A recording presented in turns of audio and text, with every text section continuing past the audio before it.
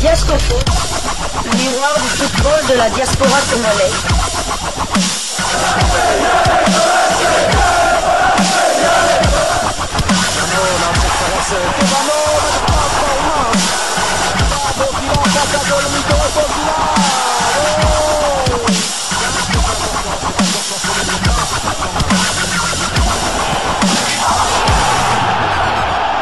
Diascofoot, le miroir du football de la diaspora congolaise. Vous êtes sur Diascofoot, le miroir du football de la diaspora congolaise. Diascofoot vous dit bonjour, tout le plaisir est pour nous de vous retrouver, mais surtout de savoir que vous êtes nombreux en train de suivre votre chaîne YouTube dédiée uniquement aux footballeurs de la diaspora congolaise. C'est l'heure de partager avec vous quelques news que nous avons pu récolter pour vous, des news concernant certains de nos internationaux ou des binationaux qui se sont illustrés dans leurs clubs respectifs, et cela dans le cadre de cette troisième livraison sportive de ce jeudi 12 décembre 2024, une livraison que nous débutons par les Pays-Bas. Feyenoord de Rotterdam et le Spartak Prague ont livré un match électrisant à Rotterdam lors de la 6e journée de la Ligue des Champions. L'équipe néerlandaise a connu une première mi-temps de rêve où, malgré un début difficile, elle a marqué 2 buts en 2 minutes qui ont déstabilisé ses adversaires. Pour attraper la situation des visiteurs, les locaux ont été inspirés par leur joueur le plus explosif, Adja Moussa, qui a inscrit le 3e but. La première mi-temps a débuté par une forte démonstration de la part du Sparta, bien structurée et ont créé plusieurs occasions dans les premières minutes. Il semblait que l'équipe à domicile allait devoir encaisser une certaine pression. Cependant, lors de la première vraie attaque de Feyenoord, Troneur a trouvé le fond des filets grâce à une superbe tête sur un coup de pied arrêté. Avant que les visiteurs n'aient eu le temps de digérer le but, Paxiao a doublé la mise après une brillante récupération de Milambo. C'est un coup dur pour l'équipe tchèque qui se retrouva dans le flou. À partir de ce moment, le public a poussé les locaux en avant et Adja Moussa a ajouté un 3e but. Vu sa performance, l'Algérie a été destinée à marquer. Chaque fois qu'il s'est impliqué, quelque chose se produisait et sa prochaine frappe était une véritable merveille. Il a délivré un ballon parfaitement courbé, se logeant dans le poteau éloigné que Vindal n'a tout simplement pas pu arrêter. Tout semblait aller dans le sens de Feyenoord jusqu'à juste avant la mi-temps quand Rahmani a inscrit le premier but pour les Tchèques. Le but était issu d'un lancer de touche qui semblait anodin culminant en un centre que l'attaquant kosovar a efficacement capitalisé. Alors que les équipes se dirigeaient vers la pause, le Sparta était revenu dans le match, changeant la dynamique de la rencontre. Le ballon a de nouveau roulé après la pause et dans un moment de déjà-vu, les schémas de la première mi-temps se sont répétés. Le Sparta est sorti énergisé et a menacé le but de Wellenreuter à plusieurs reprises, mais c'est Feyenoord qui a frappé à nouveau. Une erreur fatale de Sadilec en dégageant le ballon dans la surface a offert un cadeau à Santiago Jiménez qui ne l'a pas gâché. Un autre coup dur qui a laissé les hommes de Lars Friis en difficulté et malgré la réduction du score grâce à un but contre son camp de Bilen, ils n'ont pas pu inverser le cours du match. La pépite néerlando-congolaise Anthony Milambo était bien évidemment titulaire et a disputé l'intégralité de la rencontre. Son temps de jeu cette saison est de 1256 minutes sur les 2117 de son équipe. Il a joué 18 des 22 matchs de Feyenoord.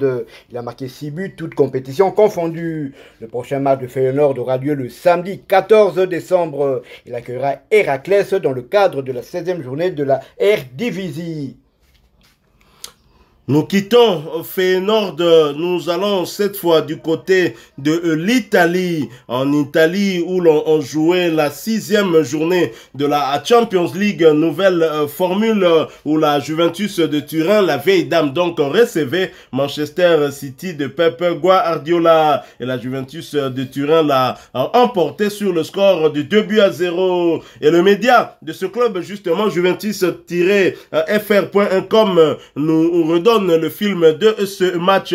La Juventus retrouve la victoire et gagne le choc contre Manchester City. Allianz Stadium ce mercredi soir avec l'objectif de retrouver la victoire dans cette compétition. Et c'est chose faite avec cette victoire contre 2-0. Après plusieurs matchs nuls de suite, la Juventus avait l'objectif de retrouver la victoire lors de ce choc contre Manchester City. Rapidement, la Juventus va montrer ses intentions dans le match et Kenan Yildiz va notamment se procurer une très bonne occasion à la 19e minute, mais sa frappe passe à côté. Michel Di Gregorio va faire parler tout son talent dans les cages en repoussant des occasions. Il faudra attendre la deuxième période pour voir un but et plus précisément l'ouverture du score de la Juventus.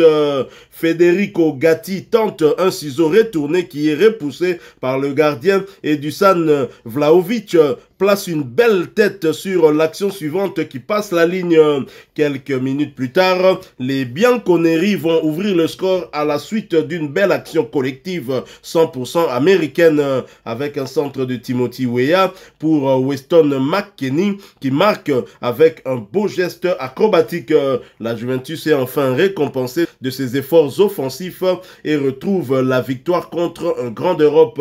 Elle remporte ainsi 3 points très importants pour la qualification et va sans doute retrouver beaucoup de confiance.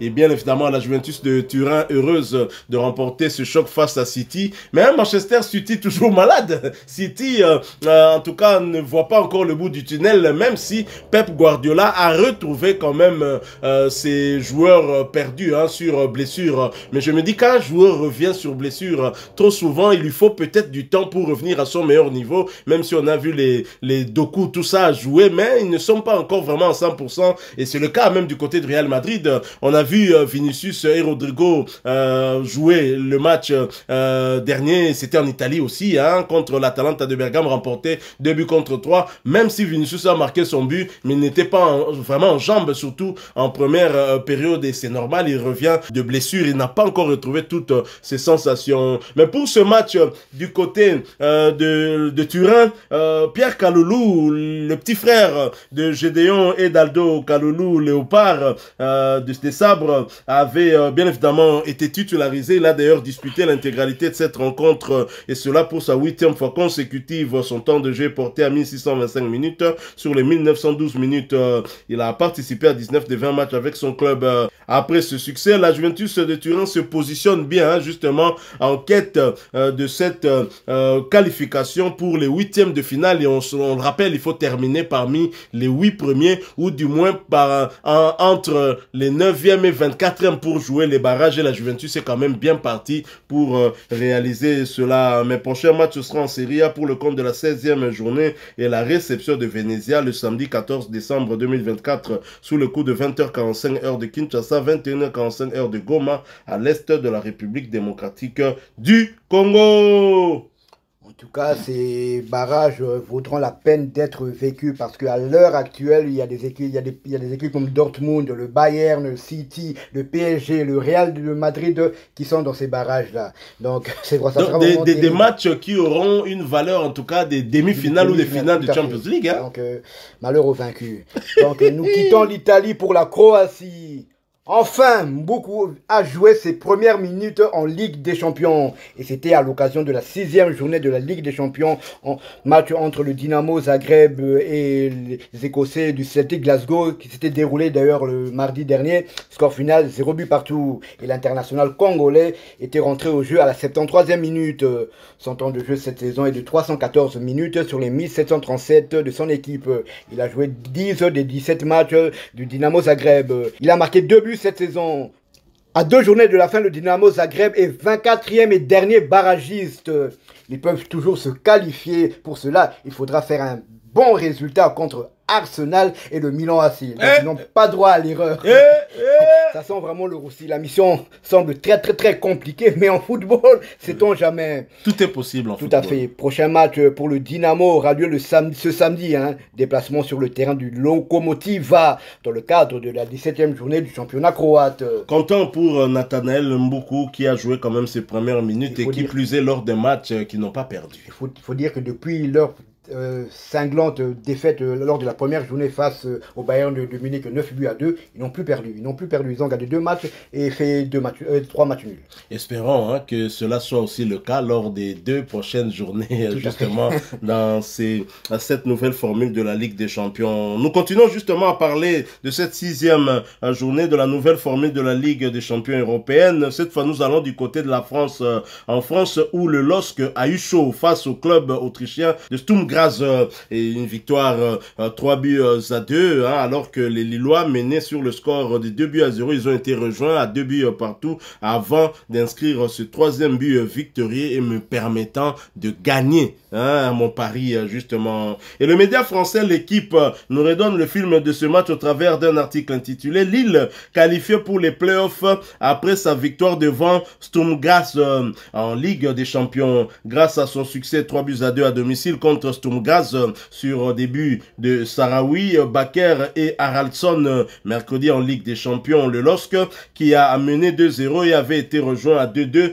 totalise 13 points. Il a ainsi minimum assuré sa présence en play-off et peut même encore espérer une qualification directe pour les 8e de finale.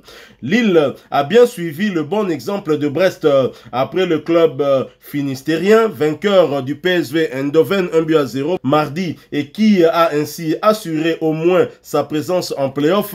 Le LOSC en a fait de même face à Sturm Graz 3-2, totalisant aussi 13 points et se retrouvant dans la même situation, soit donc déjà qualifié pour la suite et pouvant même espérer mieux, soit conserver une place dans le top 8 et ainsi se qualifier directement pour les 8e. Sachant qu'en janvier, pour boucler cette phase de Ligue, Lille ira à Liverpool puis recevra Feyenoord Rotterdam. En attendant, ce succès face au club autrichien n'a pas été si simple à obtenir car après avoir fait le nécessaire pendant 45 minutes pour logiquement mener 2-0 grâce à 2 belles premières signées Oussam Sahraoui et Michel Bakker, le LOSC a connu un gros trou d'air autour de la pause, concédant un but juste avant Kiteshvili, 45e plus 4, et un autre juste après, Bieret, 47e. Les hommes de Bruno Genesio ont ensuite dangereusement flotté pendant une bonne partie de la seconde période, étant même mis en danger dans des proportions inattendues. Mais Akon Haraldsson, entré à la 80e, a marqué dans la foulée un but magnifique d'une surpuissante et précise frappe du pied droit. 81e, son premier but en C1 sur un service de Jonathan David.